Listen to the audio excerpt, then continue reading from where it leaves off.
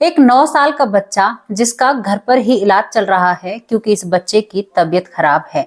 क्या बीमारी है? इसको उल्टे दस्त हुए हैं। पुराने जमाने की बात होती है। इस 9 साल के लड़के के पास इसका बड़ा भाई, इसका दादा, इसकी दादी और इसके पिता बैठे हुए हैं। सभी बैठकर बातचीत कर रहे हैं, लेकिन तभी ये लड़का कुछ कहता है और कहता कहता इसके हाथ पैर ठंडे पड़ जाते हैं। घर वाले बहुत दुखी होते हैं, परेशान होते हैं, भागकर डॉक्टर के पास जाते हैं कि उसे हमारे जो घर में बच्चा है उसकी तबीयत खराब है। लेकिन जैसे ही ये डॉक्टर के पास जाते हैं भागकर, और डॉक्टर जब आता है तो वो कह देता है कि आपके बच्चे में जान नहीं रही है। यहाँ पर घर का माहौल बदल जाता है। लेकिन कुछ घंटों बाद जब सभी लोग इकट्ठा हो जाते हैं और बहुत ज्यादा सब रो रहे थे, तो ये लड़का दोबारा से जीवित हो जाता है। अब सभी देखकर हैरान हो जाते हैं। डॉक्टर भी परेशान हो जाता है कि ऐसा कैसे हो सकता है। इस लड़के को तो मैंने अपने खुद ने चेक किया है, ऐसा तो हो ही नहीं सकता। दोस्तों, ये लड़का आज भी हमारे और आपके बीच में है। आज इनकी उम्र करीबन 92 साल हो चुकी है और ये बात और ये वाक्य, ये घटना उनको आज भी बहुत बखूब याद है। वो कहते हैं कि इस बात को मैं भूले नहीं भुला सकता। अब यहाँ पर एक और बात क्या आती है कि जब हम कोई और स्टोरी लेकर आते हैं या कोई ऐसी घटना लेकर आते हैं जो आसपास घटती हैं, तो आप लोग कह देते हैं कि हमने ये चीजें पढ़ रखी हैं। तो शायद जब हम बेहोशी की हालत में जाते हैं तो वो पढ़ने के कारण वो चीजें हमारे दिमाग में घूम जाती हैं, मानो जैसे हमने कोई सपना देखा हो। तर्क रखते हैं, साइंस भी इसी बात को कहती है। लेकिन 9 साल के बच्चे ने इन सारी बातों से कोई भी वास्ता नहीं होता उसका, तो फिर उसे कैसे यमराज जी नजर आते हैं, यमदूत नजर आते हैं, वहां पर कैसे हिसाब किताब चल रहा था, ये सब कुछ नजर आता है। ये बात समझ से परे है, क्योंकि जिस जमाने का वो लड़का था उस टाइम तक वो बताते हैं कि मुझे इन बातों का कोई भी ज्ञान नहीं होता, मैं यही नहीं जानता कि यमराज क्या होता है और यमदूत क्या होते हैं। तो इन्होंने अपनी सच्चाई क्या बताई है। इनकी सच्चाई बहुत ही ज्यादा झंझोर कर रखने वाली है और हमें समझाने वाली है कि हम जो कर्म करते हैं उन कर्मों के हिसाब से हमें सब कुछ भुगतना पड़ेगा, चाहे कुछ भी हो जाए। आप कितना भी अपने आप को चालाक और समझदार समझते हो, लेकिन जब जिंदगी में आपने बुरा किया है तो वो एक ना एक दिन आपके सामने जरूर खड़ी होगी, चाहे कुछ भी हो जाए। तो चलिए इस कहानी की तरफ चलते हैं, इस घटना की तरफ चलते हैं।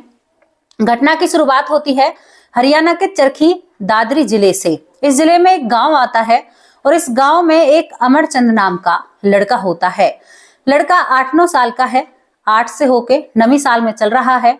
इस लड़के के 2 भाई होते हैं, दादी दादा है, मम्मी पापा हैं, भरपूर परिवार है। परिवार की कोई कमी नहीं है, जिंदगी बहुत अच्छे से चल रही है। अब दोस्तों, आप सोच कर देखिए, आज से करीबन 80 या 75 साल पहले कैसा युग था भारत में, आप भी जानते हो। अब उस दौर में ये लड़का जब 9वीं साल में चलता है उम्र के में, तो इसको एक बीमारी होती है। बीमारी क्या होती है? उस समय ऐसा माहौल था कि अगर एक को एक बीमारी हो जाती थी, मानो उल्टी दस्त, इसने बहुत ज्यादा लोगों को परेशान किया था। उस वक्त तक इसका इतना इलाज नहीं होता है। तो यहाँ पर जैसे होते हैं ना कि पूरे जो मोहल्ला होता है उस मोहल्ले में कई कई लोग खाटों में पड़ जाया करते, सभी का इलाज चलता है, कुछ लोग इसमें चले भी जाते हैं। अब इस घर में यही चीज फैल रही थी, हैजे जैसी बीमारी जन्म ले रही थी। अब इस 9 साल के लड़के को भी हैजा लग जाता है, इसकी तबीयत खराब होती है। जब तबीयत खराब होती है तो घर वाले कुछ घर के नुस्खे देते हैं और बाहर से भी इसका इलाज कराते हैं। एक डॉक्टर को बुलाया जाता है, डॉक्टर इसका इलाज कर अपने घर चला जाता है। लेकिन ये बहुत कमजोर हो चुका था। यहाँ पर इसकी दादी है, पंखे से इसकी हवा कर रही थी, जो हाथ का पंखा होता है बीजना। दादा भी एक साइड को बैठे हुए थे। भाई, जो बड़ा भाई है, इसके पैरों की तरफ बैठा हुआ होता है। माँ इसकी सेवा में लगी हुई है। यहाँ घर में 1-2 मेंबर और थे जिनको हैजा हुआ था। यही सब कुछ चल रहा होता है। दादा दादी आपस में बात कर रहे हैं, दादी हवा भी कर रही है, अपने पोते का ख्याल भी रख रही है, 9 साल के का। ये माहौल सबरे घर का होता है। 1-2 आदमी बाहर से बैठे हुए थे, क्योंकि जो ये अमरचंद थे, इनके दादा के पास बहुत लोग आया करते जाया करते। तो ये एक बैठक टाइप की जगह पर लेटा हुआ था। 1-2 गांव के लोग बैठे हुए होते हैं। अब ये लड़का जब देखते हैं घर वाले, तो धीरे धीरे लंबी लंबी सांस लेने लगता है। जब ये लड़का लंबी लंबी सांस लेता है तो दादी अपने पंखे को और जोर से घुमाती है कि बेटा तुम्हें क्या हुआ। और इनके जो बाल थे उन बालों में हाथ फेरते हुए कहती है कि अरे इसको क्या हुआ, देखो ना जरा। अपने पति से कहती है। यहाँ पर जो बड़ा भाई है वो भागकर पानी लेकर इसके लिए आता है, वो पानी लेने भागता है।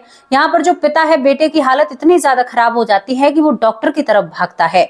माँ भी कुछ अपना करती है, जो अमरचंद की माँ होती है वो भी अपने बेटे को कुछ देना चाहती है। यही सब कुछ चल रहा था। इतनी ही देर में वो पिता डॉक्टर को बुला लाता है, लेकिन इधर जो अमरचंद होता है, ये लंबी लंबी सांसें लेने के बाद अब इसकी सांसें थम जाती हैं। बिल्कुल सांसें थम जाती हैं। दादी कान लगाकर धड़कन सुनती है, लेकिन दादी को धड़कन नहीं सुनाई देती है। दादी के हाथ पैर कांपने लगते हैं, माँ की आंखों से आंसू आ जाते हैं और सभी एकदम खामोश से हो जाते हैं। डॉक्टर आने पर सभी लोग इधर उधर हो जाते हैं। गांव के कुछ और लोग इकट्ठा हो जाते हैं। 9 साल का बच्चा था। जब डॉक्टर इस लड़के को देखते हैं तो वो बहुत देर के बाद कहते हैं कि माफ करना, आपका बेटा जीवित नहीं रहा है। दादी वहीं पर उसकी छाती पर सर रखकर रोने लगती है। उधर इसकी माँ भी बहुत जोर से रोती है। सिर की तरफ माँ बैठ जाती है और कहती है कि बेटा ऐसा नहीं हो सकता, मैंने तो 2 बेटों को ही जन्म दिया है। और पूरे घर में रोबराहट मच जाती है। जब सभी लोग रोने लगते हैं, रिश्तेदारियों में खबर करी जाती है। यहाँ पर आसपास के लोग इकट्ठा हो जाते हैं। जब डॉक्टर ने ही कह दिया कि ये बच्चा जीवित नहीं रहा है तो अब क्या कर सकते हैं, इससे आगे तो कोई इलाज है ही नहीं। उस वक्त ऐसा था कि गांव में शायद एक ही डॉक्टर रहा करता, एक भी नहीं होता है। किसी किसी गांव में तो एक ही डॉक्टर रहा करता, एक आधी डॉक्टर मिल जाया करता। यहाँ पर एक बहुत दुख की बात थी। जो सुनता है वो यही कहता है कि अरे ये तो बहुत बुरा हुआ, देखो अभी तो 9 साल का बच्चा था, उसके साथ ऐसा नहीं होना चाहिए था। यही सब कुछ चल रहा था। घर वाले अब उसकी अंतिम विदाई की तैयारी करने लगते हैं, क्योंकि भाई अब बच्चा तो इस दुनिया में नहीं रहा है। काफी समय लग जाता है इन सभी बातों में और बहुत वक्त हो जाता है। सभी अपनी तैयारी में लगते हैं, कुछ सामान लाए जाते हैं जो अंतिम विदाई में लगते हैं, अंतिम संस्कार जो होता है। यहाँ पर सब कुछ चल रहा था। इस बच्चे को उठाकर नहला भी दिया जाता है। आपको पता होगा कि हिंदू रीति रिवाज के अनुसार पहले नहलाया जाता है, तब उसको अंतिम विदाई दी जाती है। इस बच्चे को नहला दिया जाता है। नहलाने तक भी इसका शरीर बिल्कुल ठंडा था, कोई भी जान इसके शरीर में नहीं होती है। सभी का यही कहना होता है। नहाने के बाद इसको जो काटी होती है, आप लोग कुछ लोग तो समझ गए होंगे, उस काटी पर रखा जाता है। जब काटी पर इसको रखा जाता है तो यहाँ पर दादी एक और बार अपने पोते को पुचकारना चाहती है। उसके सर को चूमती और कहती है कि मेरे बेटे तू वापस आ जा, तेरे बिना तो हम कैसे रहेंगे। और वो बहुत जोर जोर से रोने लगती है। माँ भी पुचकारती है। सभी अपने बेटे को प्यार दुलार से भेजना चाहते हैं। अब यहाँ पर दादी को एहसास होता है कि इस बच्चे में तो कोई हरकत है। ये बच्चा अपना हाथ हिलाता है। दादी कहती है कि ये तो जीवित है, अरे जल्दी से हटाओ, हमारा पोता जीवित है। और यहाँ तुरंत उसे काटी से खोल दिया जाता है। जब उसे काटी से खोला जाता है, खोलने के बाद तुरंत उसे चारपाई पर लिटाया जाता है। फिर उस डॉक्टर के पास जाता है और उससे बहुत गुस्से में बात की जाती है डॉक्टर से। और कहा जाता है कि भाई तुम्हारी वजह से तो आज हम अपने बेटे को कहाँ पहुंचा देते, बताओ कुछ देर और हमारा बेटा नहीं जगता, नहीं कुछ होता तो क्या हो जाता। अब डॉक्टर पूरे रास्ते में यही सोचता है कि ऐसा कैसे हो सकता है, मैंने तो बहुत अच्छे से चेक किया था। क्योंकि डॉक्टर को बहुत समय लग गया था उसको चेक करने में, तभी उसने कहा था कि ये बच्चा इस दुनिया में नहीं है। ये सोचते सोचते डॉक्टर आता है। डॉक्टर जब आकर देखता है तो वो लड़का बिल्कुल, उसकी आंखें खुली हुई थी, धड़कन सब कुछ बहुत बढ़िया होती है। अब डॉक्टर हैरान और परेशान। डॉक्टर उसको देखकर कहता है और उसको चेकअप करता है तो अब सारी चीजें बहुत अच्छी थी, बहुत बढ़िया थी, ना ही शरीर ठंडा था, बिल्कुल शरीर गर्म हो जाता है। डॉक्टर सभी के सामने हाथ जोड़कर खड़ा हो जाता है, क्योंकि वहां पर बहुत भीड़ थी। सभी लोग इस लड़के के अंतिम संस्कार में आए थे। तो डॉक्टर कहता है कि मेरी कोई गलती नहीं है, मैंने इस लड़के को बहुत अच्छे से चेक किया है, मुझे नहीं पता ये कैसे हुआ है और क्यों हुआ है, लेकिन इसमें मेरी कोई गलती नहीं है। तभी ये लड़का बोलने लगता है। जो लड़का बोलने की हालत में नहीं था, जो बिल्कुल हिल डुल भी नहीं रहा था, अब वो बोलकर सभी के सामने कहानी रखता है। वो कहता है कि आज तो मैं बहुत दूर तक घूम कर आया हूँ बाबा, आपको नहीं पता है। अब दादा कहता है कि बेटा तू क्या कह रहा है। तो वो कहता है कि दादा 2 लोग मुझे लेने के लिए आए थे। उस समय में जो दादा होते हैं उनसे बाबा कहा जाता। वो कहता है कि बाबा 2 लोग मुझे लेने के लिए आए थे, मैं उनके साथ जाना नहीं चाहता था, लेकिन जबरदस्ती वो मुझे पकड़ते हैं और मैं अपने ही शरीर से दूर हो जाता हूँ। बाबा मैंने अपने आप को खाट पर लेटा हुआ पाया और दादी मेरी जोर जोर से हवा कर रही थी और मैं कहता हूँ कि मुझे और भी कुछ देखना है। उसके बाद मैं डॉक्टर को भी देखता हूँ, वो तब तक मेरे साथ खड़े रहते हैं। डॉक्टर आकर जब कह देते हैं कि मैं इस दुनिया में नहीं रहा तो वो लोग लेकर मुझे अपने साथ चल देते हैं। उन लोगों ने मेरे हाथ पकड़े और मुझे लेकर चल देते हैं, बहुत ही दूर लेकर मुझे जाते हैं। वहां पर मैं जाता हूँ तो वहां पर बहुत सारी चीज देखता हूँ। वहां पर कई लोग चीख रहे थे। एक रास्ता था जिस रास्ते से मुझे अंदर ले जाया गया।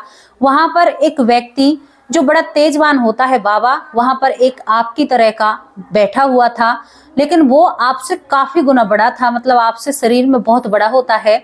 और उसके पास एक लाल सी किताब होती है और उस किताब में से वो कुछ पढ़ रहा था। लेकिन मैं जब वहां पर पहुंचता हूं और मैं उनकी तरफ देखता हूं तो मुझे उनकी तरफ देखा नहीं जाता। मैंने कई वीडियो ऐसी देखी हैं और बताई हैं कि जिनमें सब यही जिक्र करते हैं। अब यहाँ पर जब बड़े की बात आती है तो कहते हैं कि पहले पढ़ रखा था इसी वजह से पता है, लेकिन एक बच्चे को क्या पता कि वहां पर क्या होता है क्या नहीं। अब ये कहता है कि बाबा, वो उस किताब को देखते ही उनसे अलग एक और व्यक्ति थे जो बहुत बड़े रोशनी से उनके चेहरे पर पड़ रही थी। लेकिन मैं उन किताब वालों के ही पास जा पहुंचता हूं और वहां मुझसे ये कह देते हैं कि तुम कैसे यहाँ पर आ गए, इसको कैसे लेकर आए हो। और बाबा, तुरंत मुझे उन लोगों के हाथों में दोबारा सौंप दिया जाता है जिन लोगों के साथ मैं गया था। उन लोगों के साथ जब मैं जाता हूँ तो बाबा वो मेरे साथ चलते हैं। मैं जब यहाँ से गया था तो कई बार मैंने पूछा कि मुझे कहाँ ले जा रहे हो, लेकिन वो दो लोग बोलते नहीं हैं और वो मुझे अपने साथ लाकर और मुझे ऊपर से ही धक्का दे देते हैं। जब ऊपर से मुझे धक्का लगता है और मेरी आंखें खुलती हैं तो मैं अपने आप को, आप सभी लोग मेरे ऊपर पड़े हुए थे और बहुत जोर जोर से माँ दादी रो रही थी, सभी रो रहे थे। अब यहाँ पर ये लड़का 9 साल का इस कहानी को रखता है जो इसने देखा था शायद मरने के बाद। ये कहता है कि मैं वहां पर गया हूँ। ये भी नहीं कहता कि मैं ऊपर गया था, ये कहता है कि मैं उनके साथ बहुत दूर एक ऐसी दुनिया में गया था जो मैंने आज तक नहीं देखी। अब इस पर आप क्या कहोगे, क्योंकि ये तो एक 9 साल का बच्चा कह रहा है, उसे क्या पता कि ऐसा क्या होता है। दोस्तों, जिस जमाने की मैं बात कर रही हूँ उस जमाने में तो बहुत दूर की बात है। हालांकि आज के बच्चे बहुत होशियार हैं, फोन पर सोशल मीडिया पर बहुत सारी ऐसी चीजें देख लेते हैं। लेकिन अब इस बच्चे के बारे में आप क्या कहोगे, जब टीवी का भी जमाना नहीं था तो इसे क्या पता कि ऐसा सब कुछ होता है। अब इसको साइंस सपना कहेगी या इसको कोई गहरी नींद कहेगी, वो तो भाई वही जाने। आप लोग भी इस पर अपनी तरह तरह की राय रखेंगे, आप भी इस बात को जाने। लेकिन हम इस पर एक बात कहना चाहते हैं। क्या बात होती है कि एक चीज तो हमने बहुत अच्छे से नोटिस की है। वो चीज क्या है कि आपको जरूर कोई ना कोई लेने के लिए आएगा और आपको अपनी मर्जी के बिना उसके साथ जाना पड़ेगा। ये तो विधि का विधान है और ये होकर रहता है। अब यहाँ पर दोस्तों, जब कोई जन्म और मृत्यु को ही नहीं नाप पाया तो वो क्या बता पाएगा, वो क्या खाक बता पाएगा कि ऐसा भी कुछ होता है। तो यहाँ पर दोस्तों ये घटना समाप्त हो जाती है। यहाँ पर अमरचंद कहते हैं कि मुझे नहलाया गया, मुझे तब तक भी कुछ भी नहीं है। वो अमरचंद बताते हैं कि इन सब बातों का मुझे कुछ भी नहीं रहता, क्योंकि मैं ये सारी चीजें देख ही नहीं रहा था। मैं ऊपर चला जाता हूँ, केवल मैं वहां तक देखता हूँ जब डॉक्टर ये कहता है कि अब तुम्हारा ये पोता इस दुनिया में नहीं रहा। उसके बाद वो लोग मुझे ऊपर ले जाते हैं और ये सारी बात बताता है। यहाँ पर अमरचंद जी बताते हैं कि जब उन लोगों ने मुझे ऊपर से फेंका तो मुझे एकदम बहुत जोर से घबराहट सी होती है और ऐसे लगा कि जैसे मेरे पैरों तले जमीन खिसक गई और एकदम से मैं खड़ा हो जाता हूँ, लेकिन मेरा शरीर किसा हुआ था। उस वक्त अमरचंद को बिल्कुल काटी में कस दिया जाता है, लेकिन वो उस काटी में जीवित हो जाता है। घर वाले ऊपर वाले का शुक्रिया अदा करते हैं, कहते हैं कि आपने हमारा बेटा हमें लौटा दिया और इससे ज्यादा हमें क्या चाहिए। हमें किसी भी बात की कोई तर्क नहीं चाहिए, उन्हें कोई मतलब नहीं है, उन्हें केवल अपना पोता मिल गया, उनको इससे बढ़कर क्या खुशी मिल सकती है। इस पर सभी गांव वाले उस लड़के के साथ होते हैं। आज भी सभी लोग जब ताश खेलते हैं, और यहाँ पर जो अमरचंद जी हैं आज भी 92 साल की उम्र में ताश खेलते हैं और बहुत बढ़िया जिंदगी बिता रहे हैं। याददाश्त बिल्कुल बरकरार है, आंखों से अच्छा दिखता है, कानों से अच्छा सुनता है। जहां 60 की उम्र में लोग अपने घुटनों से परेशान हैं, यहाँ पर अमरचंद जी को कोई ऐसी परेशानी नहीं है और बहुत अच्छी जिंदगी अपनी बिता रहे हैं। और वो बताते हैं कि उसके बाद मेरे साथ आज तक ऐसा कुछ भी और नहीं हुआ है। मैं कई बार बीमार हुआ हूँ, कई बार मेरी तबीयत खराब हुई है, लेकिन मेरे साथ ऐसा दोबारा कुछ भी नहीं होता। तो दोस्तों, इस पर आप अपनी क्या राय रखना चाहते हो, अपनी राय कमेंट बॉक्स में जरूर रखना और बताइए कि आपको इस पर कितना यकीन है, कितना नहीं है। चरखी दादरी जिला का एक गांव की ये घटना है और ये घटना सत्यता पर रखी गई है। इसमें कोई भी बात हमारी या अपनी नहीं है, हमारे चैनल की नहीं है। ये सारी बातें उस व्यक्ति की हैं जो आज भी सभी के बीच में ताश खेलते हैं और बताते हैं कि मेरे साथ क्या हुआ। जब गांव में कोई किसी बात पर विश्वास नहीं करता तो उस व्यक्ति को अमरचंद जी के पास लाया जाता है और जब अमरचंद जी से उसकी बात कराई जाती है, अमरचंद जी बताते हैं कि भले ही मैं उस वक्त 9 साल का था, लेकिन जो मैं इन चीजों को जानने लगता हूँ, अपने धर्म के प्रति बातों को जानता हूँ, तो मेरा नजरिया बिल्कुल बदल जाता है और मेरा लोगों के साथ व्यवहार बचपन से ही बहुत अच्छा रहता है। तो इस पर अपनी राय जरूर रखना। अब दोस्तों यहाँ पर उन लोगों के नाम लेते हैं जो लोग हमारी वीडियो पर रेगुलर कमेंट करते हैं। पहला नाम है विभा कुमारी जी, बहुत बहुत धन्यवाद, आपका तहे दिल से शुक्रिया अदा करते हैं। माधव जी, बहुत बहुत धन्यवाद, आपका नाम बहुत खूबसूरत है। उर्मिला जी, उर्मिला खड़का जी, बहुत बहुत धन्यवाद आपका। अशोक यादव, बहुत बहुत धन्यवाद। दलवीर सिंह जी, बहुत बहुत धन्यवाद। अपर्णा जी, तहे दिल से आपका शुक्रिया अदा करते हैं। और आप सभी लोगों को एक और बात बता दूं, आज मकर संक्रांति है, गंगा नहान, तीनों नदियों का नहान आज बहुत महत्व माना जाता है। तो सभी को हमारे चैनल की तरफ से और हमारी तरफ से मकर संक्रांति की हार्दिक बधाई हो। आपके जीवन में खुशियां हमेशा दस्तक देती रहें, जिंदगी में कोई भी दुख ना आए और जिंदगी बहुत बेहतर चलती रहे। लक्ष्मण खदूजा जी, बहुत बहुत धन्यवाद आपका, आपके कमेंट रेगुलर आते हैं। मीना सिंह जी, बहुत बहुत धन्यवाद। मनकौर जी, मनकौर रेगुलर तो कमेंट नहीं करती हैं, लेकिन एक दो वीडियो पे इनके नाम आते हैं, बहुत बहुत धन्यवाद। गायत्री देवी मनिकपुर से, बहुत बहुत धन्यवाद बहन, आपका तहे दिल से शुक्रिया अदा करते हैं। चंद्रभान जी, बहुत बहुत धन्यवाद। बबीता जी दिल्ली से, ये हमारी बहन है, रेगुलर कमेंट करती हैं और इनके कमेंट बहुत प्यारे होते हैं, बहुत बहुत धन्यवाद बबीता जी। अर्चना पंडित जी, बहुत बहुत धन्यवाद, इनके कमेंट भी बहुत बड़े होते हैं और बहुत अच्छे हैं। काली माई इनकी आईडी पर लगी हुई है, तो प्रणाम करते हैं माता रानी को, आपका तहे दिल से शुक्रिया अदा करते हैं। रेणु ठाकुर, बहुत बहुत धन्यवाद रेणु ठाकुर जी। दी ठाकुर, इनकी आईडी का नाम है दी ठाकुर, बहुत बहुत धन्यवाद दी ठाकुर जी। सुभाष कुमार चौहान गाजियाबाद से, सुभाष कुमार चौहान गाजियाबाद से जी, आपका तहे दिल से शुक्रिया अदा करते हैं, आपका कमेंट बहुत अच्छा है। आंचल, आंचल जी, बहुत बहुत धन्यवाद आपका, तहे दिल से शुक्रिया अदा करते हैं। अब दोस्तों आपसे विदा लेने का वक्त आ चुका है और जरूर बताना कि आप कितना भरोसा करते हो और कितना नहीं करते। हमारी जो ऑडियंस है, हमारा जो परिवार है, सभी परिवार सुखी रहें, यही कामना ऊपर वाले से करते हैं और आपकी जिंदगी हमेशा बेहतर और अच्छी रहे। अब आप लोगों से विदा लेते हैं, जाने का मन तो नहीं है लेकिन जाना पड़ेगा। नमस्कार, जय हिंद, जय भारत।